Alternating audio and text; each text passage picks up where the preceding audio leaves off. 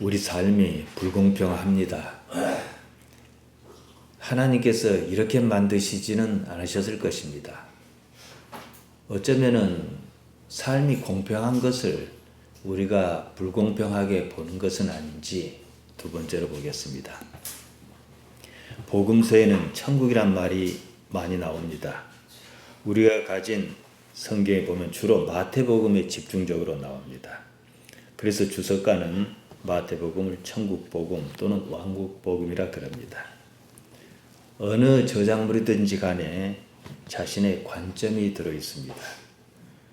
성경은 기록물입니다. 누군가가 기록한 이상 역시 관점이 있다는 거죠. 마태, 마가, 누가, 요한 이 복음서를 안 하니까 각각의 관점이 있습니다. 그 중에서 마태, 마가, 누가의 관점은 조금씩 다르기는 해도 비슷하다 그래서 공관복음이다 그럽니다. 아무튼요, 그 각각의 관점이 크게 어긋나든 어긋나지 않든 어쨌든 관점이 있다는 거예요. 유명한 불교 승려가 예수님께서 말씀하신 산상수훈을 읽고 나름대로 주석을 했습니다. 제가 보니까 목사인 제가 보니까 전혀 엉뚱하게 이해를 하더라고요. 어째서 그러느냐. 자신이 속한 환경, 자신을 좌지우지하는 의식세계가 불교라는 환경에 깊이 젖어 있어서 그런 거예요. 그 관점으로 산상수훈을 이해하려 하니까 이해할 수가 없는 거죠. 불교라는 색안경을 끼고 보는 셈입니다. 우리 역시도 마찬가지예요. 어쩌다가 부처님 경전을 말씀을 읽으려고 그러면은 내 관점을 비우고 봐야 해요. 우리가 하나님을 지키는 것 아닙니다. 하나님께서 우리 지키시는 거죠. 아무튼 그 사람에게 예수님의 산상수훈은요, 여러 성현의 말씀, 교훈 집중의 하나다 이거지요. 그 사람에게 예수님은 다른 사람과는 세상을 조금 다르게 산 사람, 특별한 사람일 뿐입니다. 이처럼 관점이 크게 어긋나 있기 때문에 성경을 아무리 읽고 또 읽어도 자기 삶에 녹여낼 수가 없어요. 이단이 무엇입니까? 관점이 달라서 그런 거예요. 그러니까 끝도 다른 거예요. 그런 사람에게 성경은 그저 좋은 얘기, 특별한 이야기, 삶에 유익한 이야기에 지나지 않습니다. 성경이든 불경이든 읽을 때는요, 일단 자기 관점을 비워야 합니다. 본질적인 답을 주는가 그 점을 살펴야 하는 거예요. 성경을 하나님 말씀으로 읽는 것 아닙니다, 여러분. 하나님의 말씀을 성경에서 찾는 자세가 중요한 거예요. 성경이 불경보다 나은 점이 하나 있긴 있어요. 무엇인지 압니까, 여러분? 분량이 아주 작다는 거예요. 불경은 엄청 많습니다. 그러니까 안 읽을 것 같은 게 요새는 성경만하게 줄여서 쓰긴 씁니다. 이단이 있지 않습니까? 이단이 무엇입니까? 자기 관점이 지나친 나머지 결국에는 전혀 다른 방향으로 가고 마는 집단입니다. 우리는 예수님을 믿습니다. 예수님을 믿는다는 말이 무엇이냐? 제가 자주 말씀드립니다. 상기시키는 거죠. 예수님의 생각에 동의해서 그 생각을 내 생각으로 받아들인다 이 말이에요. 아무리 생각해도 예수님의 생각을 받아들일 수 없어요. 그럼 교회 나오실 이유가 없어요. 이해는 안 가지만 받아들이기는 해보겠다. 하나님 이거 이해하게 해주십시오. 이렇게 기도한 건 지혜롭겠지요. 만일의 경우 제가 알았어요. 예수님의 생각과 내 생각이 충돌을 일으켜요. 그럼 어떻게 해요? 예수님께 생각을 포기하라 하겠습니까? 내 생각을 버려야 하는 거예요. 그래서 내가 어떻게 변하는지를 보는 거예요. 그것이 예수님을 믿는다 이 말입니다. 삶이 생각을 만듭니다. 세상 안 살면 생각이 없어요. 삶을 많이 살면 어떻게 해요? 생각이 많아요. 범민도 많아요. 생각이 많아서요. 근데 삶을 조금밖에 안 사는 아이는 생각이 적기 때문에 고민하고 말 것도 없어요. 고민할 일을 겪어보지 못했으니까요. 삶의 기본 장치는 뭐냐? 생존입니다. 다른 건 아무것도 아니에요. 생존. 생존하려는 본능에 따라 무엇이 유리한가 그런 이해가 생깁니다. 그것이 또 생각을 만들어요. 삶을 어떻게 이해한 그것. 하마리 대화가 여기서 생깁니다. 그 이해는 무엇이 이익이냐? 바로 여기에 최적화한 상태입니다. 그러니까 삶의 성질은 뭐예요? 이익 문제예요. 이익. 거기서 자기 관점이 생기는 것이죠. 어떻게 해야 내가 이익을 보고 어떻게 해야 손해를 알 것인가? 이거지요. 그 관점이 판단 기준으로 작용합니다. 그러니까 잘못 판단하는 거예요. 하마리테아가 거기서 생기지요. 이걸 도저히 고칠 수 없다 싶으니까 신학자들은 뭐라 했습니까? 원죄다. 이래버린 거예요. 무엇에 쓰인 것처럼 그러죠. 거의 불가항력적인 상황이라는 거죠.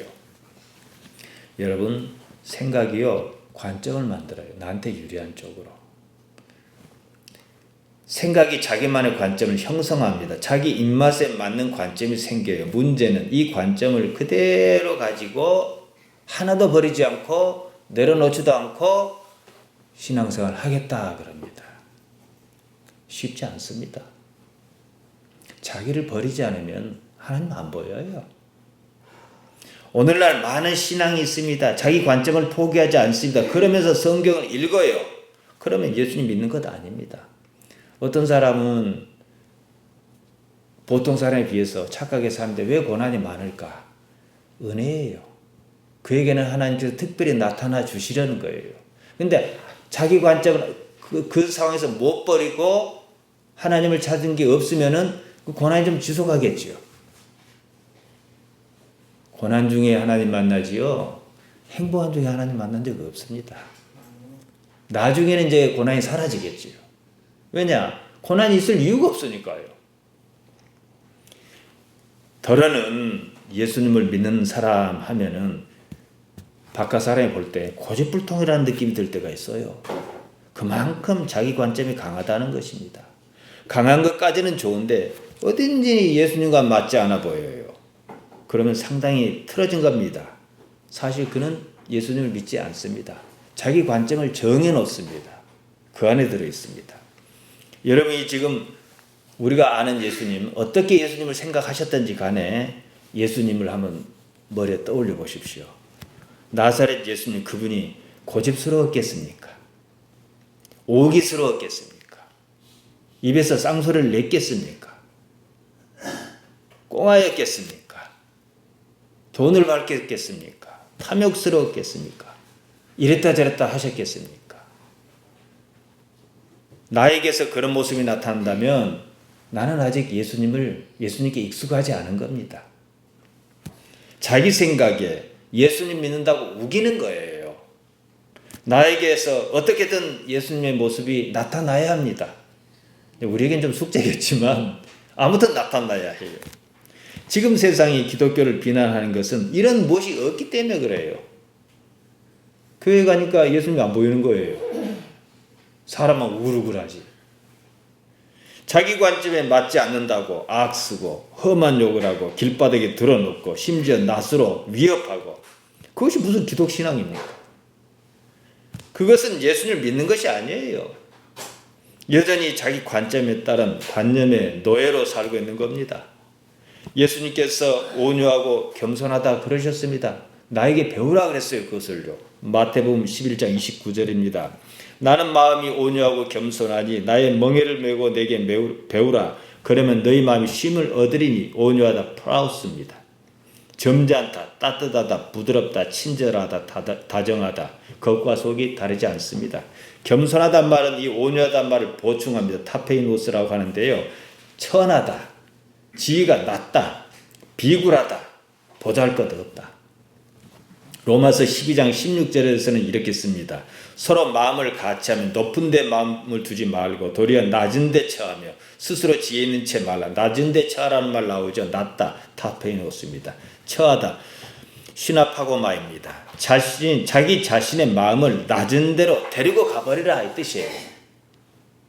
마음이 따뜻하지 않고 스스로 낮추지 못한 사람이라면 우리 기독신앙의 깊은 맛을 모르는 사람입니다. 다시 말씀드리면 예수님을 믿는다는 말은 일단 자기 관점을 버리고 시작하는 거예요. 다시 세울지라도 말이에요. 그러면 관념이 자리 잡지 않습니다. 관념이란 사물이나 현상에 대한 자기 생각을 말합니다. 모든 판단의 밑바닥에는 관념이 작동해요. 바로 이 관념이 자기라고 말하는 그것입니다. 이것을 부정하지 않으면 예수님을 따르는 데는 의미가 없어요. 관점이 뒤틀리면 성경 저작의 의도를 파악하기 어렵습니다. 그때는 자기 생각, 자기 관념이 판단합니다. 이단이 그러지 않습니까? 입에 맞는 말만 골라다가 자기 마음대로 해석하는 것 아니겠습니까? 성경은 기존 가치와는 전혀 다른 가치를 제시하기 때문입니다. 하나님 나라의 개념이 특히 그렇다는 거예요. 이거 지금 말씀드리려고 서론을 말씀드린 겁니다. 예수님의 복음이 무엇입니까? 한마디로 하나님 나라입니다. 마가복음 1장 14, 15절은 이렇게 말합니다. 세례 요한을 말합니다. 요한이 잡힌 후 예수께서 갈릴리에 오셔서 하나님의 복음을 전파하여 가라사대 때가 찼고 하나님 나라가 가까웠으니 회개하고 복음을 믿으라 이러셨다는 거예요. 무엇을 말입니까? 이제 하나님 나라에 관한 기쁜 소식을 내가 알려줄 테니까 너희는 귀 기울여라 이 말이에요. 이거 하신 거예요. 이거. 천국이든 천당이든 극락이든 하나님 나라의 어떤 특정한 상태를 표현한 말일 수는 있습니다. 여기서 관점이 살짝 틀어집니다. 성경에도 없는 천국을 믿는 만에 그런다는 거예요. 그러니까 예수님 믿는다는 사람이 온유하고 겸손하기는커녕 깡다구로 똘똘 뭉친 듯한 그런 모습을 보인다는 거예요. 하나님의 나라 바실레이아 두 데오입니다. 하나님께서 살아 계셔서 지금 이 세상을 어떻게 다스리고 계시는 그것을 말하는 거예요. 예수님께서 십자가를 지시면서 그 나라를 다 이루셨다 그러셨습니다. 요한복음 19장 30절에서 다 이뤘다고 말씀하셨어요. 무엇입니까? 그 나라. 하나님의 나라 말이지요. 누가복음 12장 32절은 이렇게 전합니다. 적은 무리여 무서워 말라. 너희 아버지께서 그 나라를 너희에게 주시기를 기뻐하시느니라. 벌써 예고가 나오잖아요. 메포부 토 미크론 포임니온 호티 유더케센 호 파테르 휘몬 두나이 휘민텐 바실레이안. 메포 무서워하지 말라. 토 미크론 포임니온 적은 양떼여 호티 유더케센 호 파테르 휘몬 아버지께서 너희를 기뻐하시기 때문이다. 무엇으로 기뻐한다는 말씀이니까 두나이 휘민텐 바실레이안. 그 나라를 너에게 하사하시는 것, 내려주시는 것, 이것을 기뻐하시기 때문이다. 예수님께서 하나님께서 그 나라 바텐 바실레이안을 주시기 기뻐하신다 그러셨어요. 이 바실레이가 뭡니까? 통치 개념이라고 말씀드렸습니다. 통치라는 것은 저기서 통치하는 거 의미가 없어요. 트럼프 미국 대통령이 미국을 다스리든 말든지 우리하고 무슨 상관이 있겠습니까? 물론 외교적으로 이런 관계는 있을 수 있겠지만 말이에요. 상관없어요. 우리나라 대통령이 어떤 사람이냐가 중요한 것이지. 마찬가지예요. 하나님께서 지금 여기서 통치하지 않으시면 우리가 믿을 이유가 뭐가 있어요? 그때 가서 보지요. 내가 살고 있는 지금 여기에 하나님께서 살아 계셔서 다스리신다 그 말씀입니다. 죽은 뒤에 보자가 아니라는 거예요. 대부분의 신앙인이 하나님의 통치 개념을 오해합니다. 서두에서 말씀드린 대로 자기 관점을 가지고 보기 때문이에요. 기존 우리 관점이 뭡니까? 천당이니 극락이니 그런 것 아닙니까? 무엇보다도 이렇게 사는 삶에서 하나님을 찾을 수 없다는 현실적인 한계에 부딪혀서 그런 거예요. 내가 내 삶에서 하나님을 찾을 수 없다면 그것은 내 능력이 없어서 그런 것이지 하나님께서 안 다스리셔서 그런 거 아니에요. 우리는 살아계신 하나님이라 그러잖아요. 그럼 살아계셔서 하나님께서 양론에 계십니까? 아니지요. 우리 아버지로서 여전히 계시지요. 그럼 내가 발견 못하면 내가 문제지. 그럼 어떻게 살아계신 하나님을 발견할 것인가 이 문제지. 그거 아니겠습니까? 예수님께서요 제자에게 떠나신다고 말씀하셨습니다. 제자 중 누가 듣더라도 사별을 생각하지 않을 수가 없는 상황이었어요. 예수님께서 계시지 않는 삶은 사실 생각하지도 못했습니다. 그렇다고 예수님의 그러한 의지를 꺾을 수도 없는 상황이었어요. 그랬다가는 베드로처럼 마가복음 8장 33절에 나오는 것처럼 사단아 이런 소리를 들을 게 뻔하지 않겠어요. 이게 여러분 아주 심한 말입니다. 예수님께서 심한 말씀을 두 가지 하셨어요. 독사의 자식들아. 이건 우리나라 말로 좀 그렇습니다. 번역하면 개새끼야 이 정도 수준이고 사단이 뭡니까? 마귀 새끼야 이 수준이에요. 얼마나 심합니까? 그러니까. 왜냐? 자기 생각을 포기하지 않으니까 그런 말씀을 한 거예요.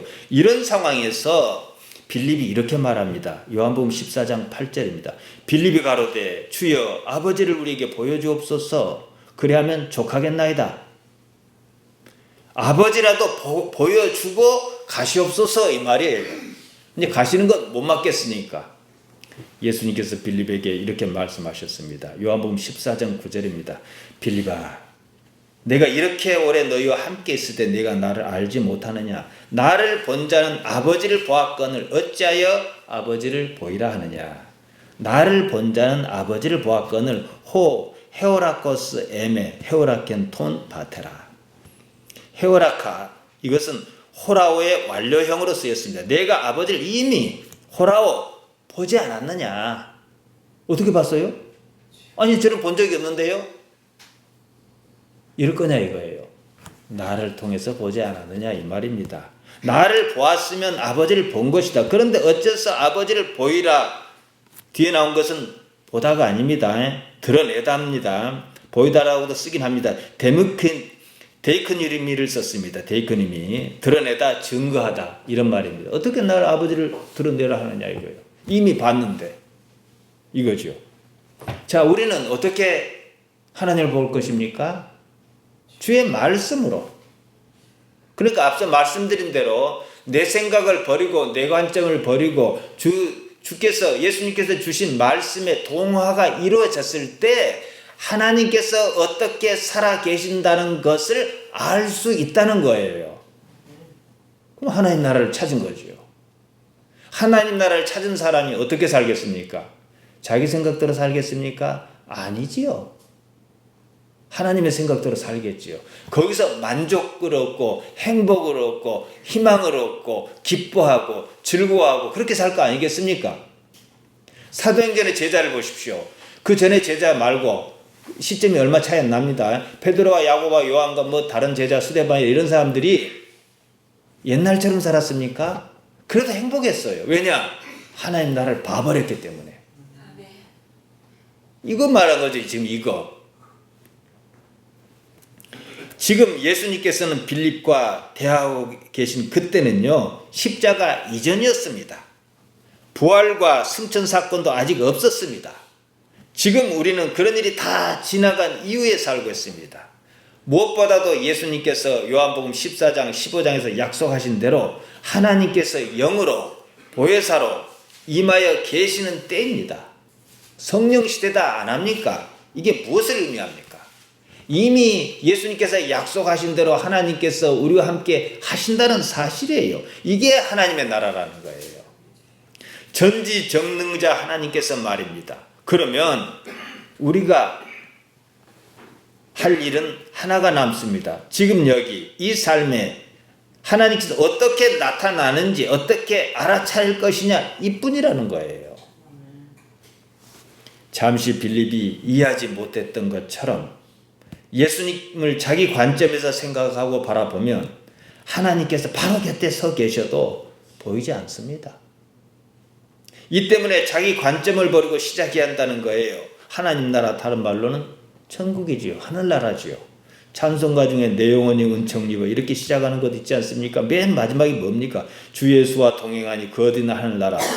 그러지 않습니까? 노래는 그렇게 불러놓고 죽거든 보자 이러냐 이 말이에요. 그 어디나 예배당이든 집이든 밭이든 바로 여기가 하늘나라다 이 말 아닙니까? 찬송가만 그렇게 불러. 예수님과 똑같은 생각을 가지고 사는 내가 있는 지금 여기. 자, 여러분, 우리가 지금 예수님 믿지 죽은 후에 믿습니까? 그러지 않습니까? 제가 엊그제 상도중학교 청년부 집회에서 두 번째 날에 세 가지 천국을 전했습니다. 세 가지 천국이 있어요. 세례 요한의 천국, 흔히 지금 오늘날 기독신앙이 생각하는 천국, 그리고 예수님의 천국. 결론적으로 누구의 천국을 찾아야겠습니까? 세례 요한은 선지자 중에 선지자, 최고의 선지자입니다. 예수님께서 인정하셨던 하셨던 것처럼 여자가 낳은 자 중에 가장 큰 자다. 이런 사람이었습니다. 그가 헤롯과 헤로디아의 부정을 지적한 일로 감옥에 갇혔습니다. 내일 죽을지 모레 죽을지 모릅니다. 어째선지 자신의 제자들을 예수님께 보냅니다. 누가복음 7장 19절입니다. 요한이 그 제자 중 둘을 불러 주께 보내어 가로되 오실 그이가 당신이 오니까 우리가 다른 일을 기다리오리까 하라 하며. 무슨 말씀입니까? 당신께서 내가 알고 있는 구세주 맞습니까? 아니면 아닙니까? 아니면 우리가 다른 일을 기다려야 합니까? 이 얘기예요. 의심하고 있잖아요. 여러분, 세례 요한이 왜 예수님을 의심했겠습니까? 긴가민가 했겠습니까? 아니, 그가 누굽니까? 예수님의 길을 평탄케 하는 이요, 광야에서 외치는 자의 소리가 아닙니까? 세례 요한 정도면요, 죽는 것을 두려워할 정도는 아닙니다. 막상 죽음을 앞두고 보니까 마음이 왔다 갔다 해서 그런 것도 아닙니다. 죽는 게 문제가 아니라 지금 상황에서 그분이 아니시면 어떡하지? 이런 생각이 드는 거예요. 무엇이 그렇게 했는가 이거예요. 무엇이 세례 요한에게 그런 마음을 들게 했는가 이 문제예요. 예수님께서 세례 요한이 무엇 때문에 감옥에 갇혔는지 알고 계셨습니다. 세례 요한 또한 예수님께서 자신의 처지를 모르고 계시지 않는다는 사실 또한 알고 있었습니다. 가까이서 말이에요. 근데 아무런 소리가 없으신 거예요. 마치 나무일 보듯이 말이에요. 아니, 지금쯤이면은 옥에서 꺼내주시지는 어떤 생각이 있어서 안 꺼내주실지라도 무슨 말씀이 있어야 해요. 아무런 말씀이 없이 당신 일 하시는 거예요. 그래서 제자들을 보냈고 그렇게 여쭈었습니다. 세례 요한이 생각한 천국, 하나님 나라는 예수님께서 말씀하시는 하나님 나라와 달랐습니다. 정의를 말하다 감옥에 갇혔습니다. 그러면 그런 사람은 어떻게든 살아나야 해요. 그것이 아니라면 무슨 말씀이라도 있었어야 해요. 내가 죽든지 말든지 그냥 하던 대로 당신께서 하시던 일만 하고 계시는 거예요. 요한의 제자가 당신께서 구세주 맞으시냐? 이 질문을 가지고 예수님께 당도했을 때 예수님께서 무슨 일 하고 계신 줄 압니까? 누가복음 7장 21절이에요. 마침 그 시에 예수께서 질병과 고통과 및 악귀 들린 자를 많이 고치시고 또 많은 소경을 보게 하신지라. 일이 중요하냐? 감옥에 갇힌 사람 끊어준 게 중요하냐? 이 말이 어떻게 보면요. 요건 좀 이따 해도 돼요. 그리고는 지금 너희가 본 것을 그대로 요한에게 고하라는 거예요. 도대체 무슨 말씀입니까? 가장 중요한 거 그 뒤에 나옵니다. 복음의 전파. 그들에게 복음이 전파예요. 전파된다 하라 그러셨거든요. 누가복음 7장 23절입니다. 누구든지 나를 인하여 실족하지 아니하는 자는 복이 있도다. 요한은 실족하고 있다 이 말이에요. 요한은 예수님께서 무엇 하시는지 잘못 알았습니다. 지금 당장 눈에 보이는 세상만 생각했습니다. 그래서 실족했습니다. 예수님의 복음을 잘못 알고 실족하지 않으면 복이 있습니다. 세례 요한은 처음부터 자기 관점을 가지고 예수님을 보았다는 사실입니다. 지금 내가 이 정도 했으면 예수님께서 어떻게 나오실 것이라 예상이 있었어요. 그것이 어긋나자 불안했습니다. 지금 자기가 예수님을 믿는다고 하는 수많은 사람이 있습니다. 세상을 보는 인식이 세례 요한에도 미치지 않습니다. 예수님께서 십자가에서 이루셨고 다시 살아나는 모습을 이미 보이셨고 하나님께서 성령으로 임하여 다스리시는 그 나라, 하나님 나라에 살고 있으면서도 하나님의 나라를 알지 못합니다. 무엇보다도 지금 여기 내 삶에 하나님께서 어떻게 나타나시는지 알려고도 하지 않는다는 사실이에요. 죽어서 가는 천국을 생각합니다. 무슨 말입니까? 그러니까 지금은 내 마음대로 살아보겠다 이거예요. 그런 천국은 기독교가 말하는 천국이 아닙니다. 불교가 말하는 천국, 극락 정토요, 극락 왕생입니다. 있으면 좋고 그런 천국입니다. 하나님께서 지금 여기 살아 계신다는 사실을 모릅니다. 모르는 건 괜찮아요. 알려하지 않습니다. 하나님께서 지금 여기에는 아니 계시거나 힘이 없으시거나 하고 그러니까 자기 하고 싶은 대로 하는 거예요. 생각해 보십시오. 하나님께서 두 눈 시퍼렇게 뜨고 살아 계신다는 사실을 자기가 인식한다면 세상 그렇게 안 삽니다. 살 수가 없어요. 그는 이 세상에서도 잘 살고 또 저 세상에도 잘 살겠다. 그런 천국을 꿈꾸고 있는지는 모르겠습니다. 잘 사느냐 못 사느냐 여러분 이게 문제가 아니에요. 요한의 제자가 떠났습니다. 그 후에 예수님께서 제자에게 이렇게 말씀하셨습니다. 누가복음 7장 28절입니다. 내가 너에게 말하노니 여자가 낳은 자 중에 요한보다 큰 이가 없도다. 요한을 최고로 쳤단 말이에요. 그러나 하나님 나라에서는 극히 작은 자라도 저보다 크니라. 자, 아까 제가 말씀드렸어요. 지금은 십자가와 부활과 승천과 게다가 약속하신 성령이 임했습니다. 그러니까 하나님 나라예요. 근데 하나님 나라에 들지 못했어요. 지금 다 조건을 다 갖춰줬는데. 그럼 뭐예요? 요한보다 못한 자죠. 요한은 세상에서 가장 큰 자 맞습니다. 하지만 하나님의 나라에서는 그러셨단 거지요. 세상에서 요한보다 큰 인물 없어요. 하지만 하나님의 나라에 있는 사람이라면 상황이 달라집니다. 그 나라에 있는 사람은 극히 작은 자라도 요한보다 큽니다. 다시 말씀드리면 하나님 나라를 어떻게 인식하고 있느냐 여기에서 갈린다는 거예요.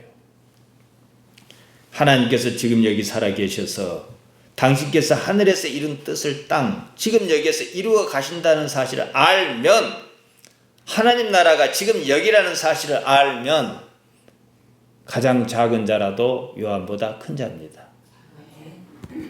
지금은 요한의 시대가 아니에요. 구약 시대가 아닙니다. 어떤 사람이 세상에 태어났습니다. 앞을 보지 못합니다. 다들 궁금했어요. 불공평해도 저렇게 불공평할 수가 있나 싶었어요. 여러분이 앞을 보지 못한다고 하면 생각해 보십시오. 지금 시대도 그렇지만 그 시대에 앞을 보지 못한다면 세상을 살아나기가 쉽지가 않습니다. 아무 일도 못합니다. 존재가 무의미한 정도가 아니라 이런 세상 왜 살아야 하나 싶을 겁니다. 제자가 궁금해서 예수님께 여쭈었습니다. 라비여, 이 사람이 소경으로 난 것이 네 죄로 인함이 오니까 자기 오니까 그 부모이니까. 사실 종교만이 질문할 수 있는 거예요. 이런 것은요. 종교가 아니면 질문도 답도 불가능합니다. 의사 선생에게 어째서 그럽니까? 그럼 의사가 뭐라 묻겠습니까? 유전적으로 요인이든지 출산 과정에서 무슨 문제가 있든지 그거 찾아보려고 할 거 아니겠습니까? 원인은 어떻게 알았다 해도요, 해결 방법이 없어요. 어째서 그러냐고 부처님께 물었습니다. 전생에 못 볼 것을 봐서 그런다든지 그 비슷한 답변을 아마 줄 거예요. 반드시 불교는 인과적이어야 해요. 인과응보가 그것 아닙니까? 제자도 그렇게 생각했습니다. 과거에 따른 인류의 보편적 인식이 동양이고 서양이고 다 그랬어요. 예수님께서는 다르게 말씀하십니다. 요한복음 9장 3절입니다. 이 사람이나 그 부모가 죄를 범한 것이 아니라 그에게서 하나님의 하시는 일을 나타내고자 하심이라. 우테 후토스 헤마르텐, 그가 잘못해서가 아니다. 우테 오이 고네이스 아우투, 그 부모 자신도 아니다. 알히나 파네로데, 도리어 드러내어 알게 하려는 것 때문이다. 무엇을 말입니까? 타 에르가 투데우 엔 아우토, 하나님께서 거기서 이 직무를, 당신께서 어떤 직무를 수행하신대요. 그걸 그에게서 나타내고자 하십니다. 이거예요. 그 자신이나 그 부모가 잘못한 무엇 때문이 아니고 도리어 하나님께서 어떤 직무를, 어떤 행위를 그에게서 하시려고 하는 것 때문이다 그랬어요. 여러분, 이것이 상당하게 위로를 줍니다. 내가 어려움에 처했어요. 원인을 알아도요, 해결 못합니다. 그런데 지난 일은 지난 일이고 이 일에 하나님께서 어떻게 나타나시려나 하면은 희망이 생겨요. 그 사람에게 무슨 잘못 한 마리 티아가 있어서 그가 소경으로 태어난 것이 아니라 그러셨습니다. 그러면 무엇 때문이냐? 도리어 그 일로 하나님께서 어떻게 나타나려 하시는지 보이시겠다는 겁니다. 이 부분을 여러분 잘 이해하셔야 돼요. 그래야 하나님의 나라가 무엇인지 이제 그림을 그릴 수 있어요. 어떤 사람이 매우 불행합니다. 대부분의 사람이 행복하다, 불행하다 느끼는 것은요, 상대적인 감정입니다. 다 같이 못 살면 불행하지 않습니다. 모두 똑같이 키가 1m 50cm면 키 때문에 스트레스 받을 일 없습니다. 모두 체중이 다 90kg으로 뚱뚱하면 체중 때문에 스트레스 안 받습니다. 남보다 더 잘났느냐 못났느냐 비교하는 그것이 행복과 불행의 기준입니다. 왜 그게 생긴 줄 아십니까?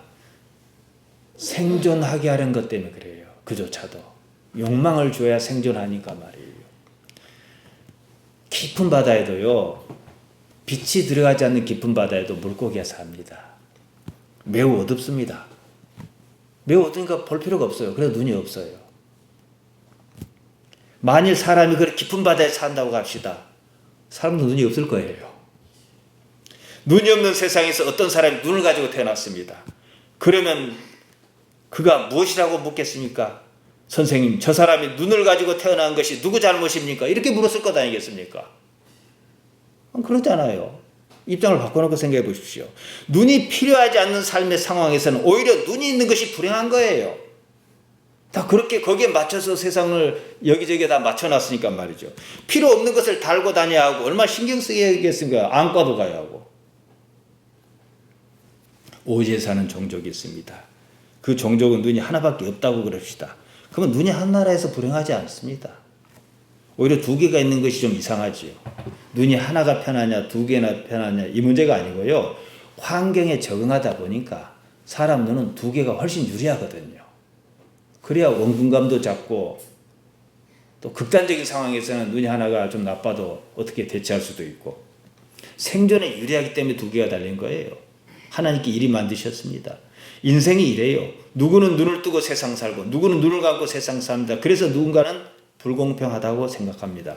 그러면서도 자기가 가지고 있는 것을 생각하지 않아요. 모든 인류를 상대로 평균치를 내보면요, 우리보다 불행하게 사는 사람이 훨씬 많습니다. 지금 시대에 배를 골고 사는 사람이 얼마나 많은지 여러분 아십니까? 그런데도 못 산다 그래요. 저는 잘 산다고 들어본 적이 별로 없어요. 항상 못 산대요. 국민소득은 자꾸 높아가는데도 못 살겠대요. 내가 못 살아도 불공평하지만요, 반대로 내가 잘 살아도 불공평한 겁니다. 그런 기준으로 세상을 본다면 불공평한 게 당연하지요. 하여 아예 이거 갖고는 답을 낼 수도 없는 것이고 내 만족도 있을 수 없는 것이니까 다른 기준을 갖자. 이것이 종교입니다. 내 삶이 지금 불행합니다. 생각해보니 부모를 잘못 만난 때문입니다. 그렇다고 부모를 바꿀 수가 없어요. 전생을 탓하자니 그렇다고 당장의 현실이 어떻게 바뀔 것 같지도 않습니다.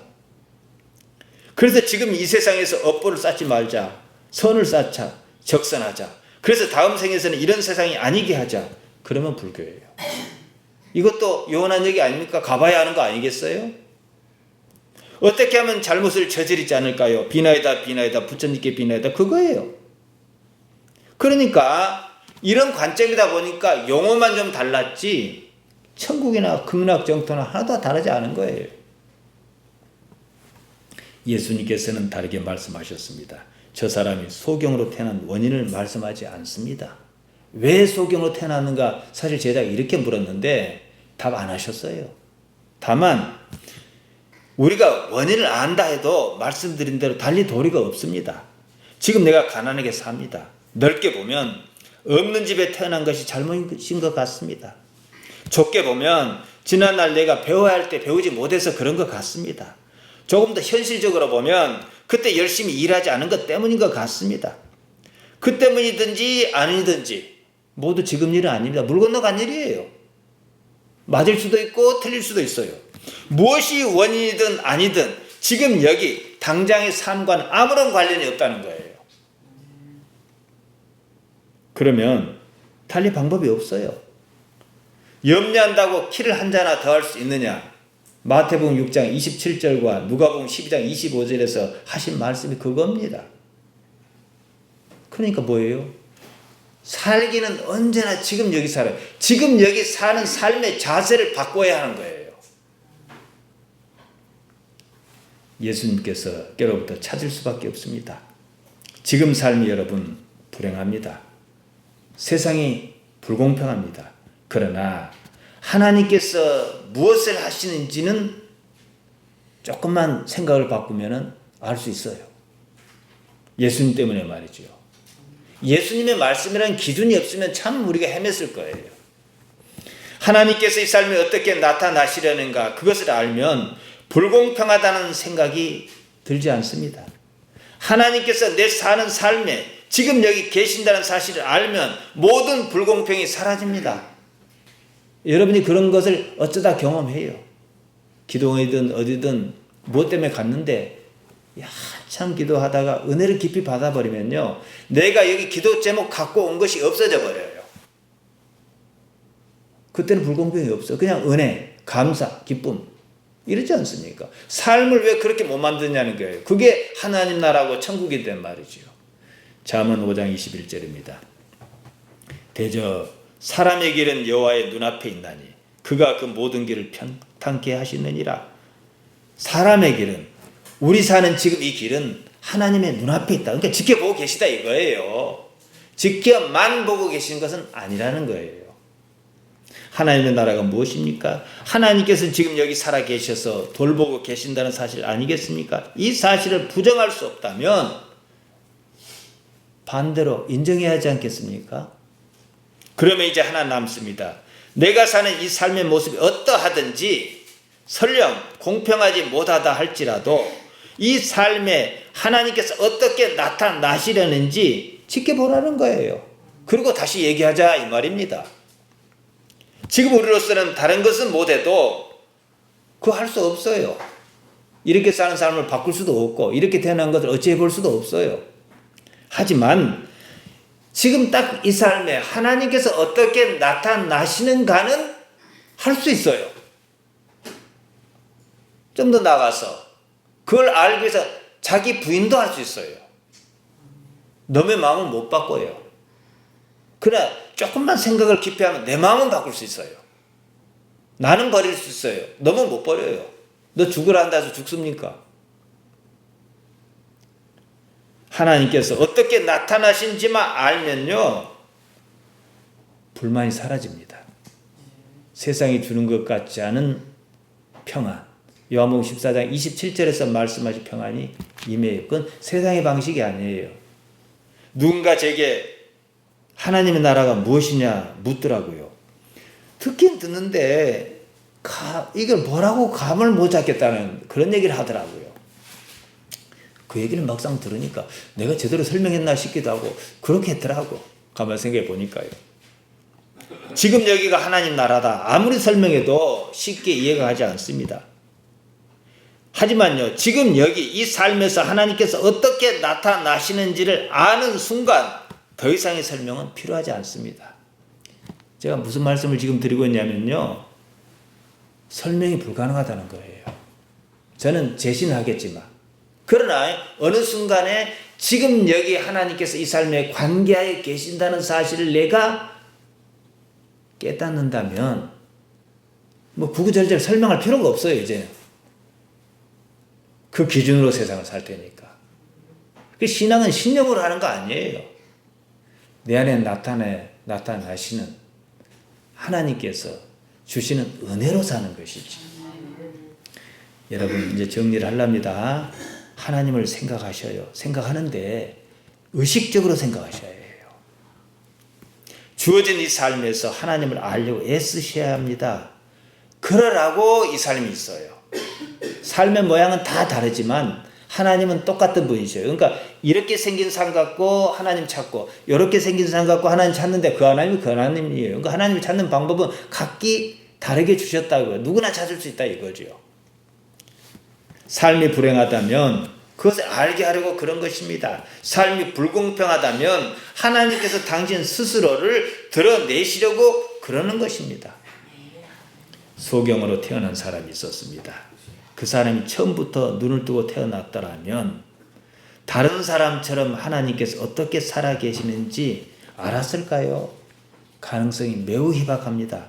자, 유대인은 스스로 하나님의 백성이라는 자부심이 있었습니다. 구세주를 기다렸습니다. 여기서 누가 나왔으면 그 사람이 긴가 하고 대조를 해봐야지.